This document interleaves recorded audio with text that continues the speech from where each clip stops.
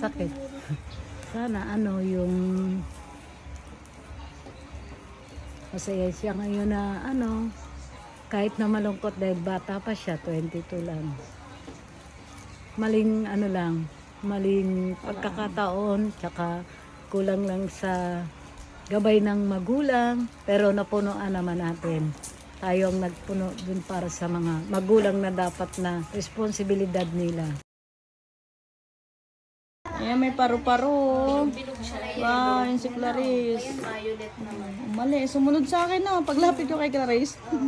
Ayan, dito rin pala si Ate Sara. Ayan si Ate Sara, hindi pa rin nakakalimot. Talagang nandito pa rin siya hanggang sa ganitong ni Clarice. Naalala ko si Ate Sara pala yung kasama natin nag-rescue kay Clarice. Diba ikaw nagpaligo dyan, Ate Sara, no? Kaya nagpaligo, nagpainom ng gatas. Si Ate Sara pala. Tatanungin ko rin pala si Ate Sara kung anong. Ate Sara, anong pakiramdam mo na nakita mo si Clarice na nasa ganyang kalagayan? Sakit. Yung kanina pa yung naiyak sa mga kanta nila, nila Dashlyn Naalala ni Ate Sara yung time na nirescue namin si Clarissa. Talagang anong pa si Clarissa nun, Ate Sara? Nagwawala.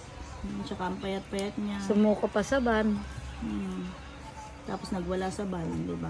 Sinagat nga niya ako sa van, di ba? Dahil nauuga yung van. Kala niya inaano siya. Pero kung halimbawang naririnig ni Clarissa kay Sara, anong message mo rin para kay Clarice? Sana yung masaya siya ngayon na kahit na malungkot dahil bata pa siya, 22 lang. Maling pagkakataon, tsaka kulang lang sa gabay ng magulang, pero napunuan naman natin. Tayo ang nagpuno dun para sa mga magulang na dapat na responsibilidad nila. Tayo pa rin yung nasa tabi niya kahit sa huling pagkakataon. Subaybay ko naman siya magmula umpisa nung kasi ako naman ang nag-ano doon sa shelter, naglilinis, papaligo. Araw-araw din kami nagkikita doon. Buti nga siya nitong huli, binigyan niyo pa ako ng 5 pirasong damit, isang step-in, yun. Habang pinapaliguan ko yung si tatay na ginugupitan, sabi ko, thank you, Clarice. Buti pa si Clarice niloloko ko pa si Ashley Yung pala last na yun. Yun ang last. Parang pagpapasalamat niya rin sa Nagulat nga sila na na binigyan ako ng damit. Tapos yung isa nga, ginupit ko pa yung manggas dahil pinasuot ko kay tatay para maginawa kasi manipis. Kaya nga nung nabalitaan ko sabi ko, hindi man ako makasama sa Paranaque. Ako ang magpoproseso ng tolda, ng upuan, lahat. Pinroseso ko para sa kanya. Ako lahat ang naghanap niyan. Extension, lahat-lahat.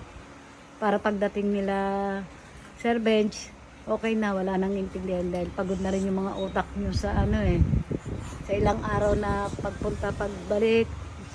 Ito man lang magawa ko para sa kanya. Sana miss ka namin. Paunin ni Clarice yung masayang alaala na kasama tayo ng Kisara. Mamimiss ng lahat si Clarice. Yan, last night na niya, mamaya. Sa huling lamay niya, magmula hanggang sa ngayong pagkagising ko, hindi ko na siya iiwan. Para kung halimbawa anong kailangan, anong nandito ako para sa kanya. Salamat, Kisara.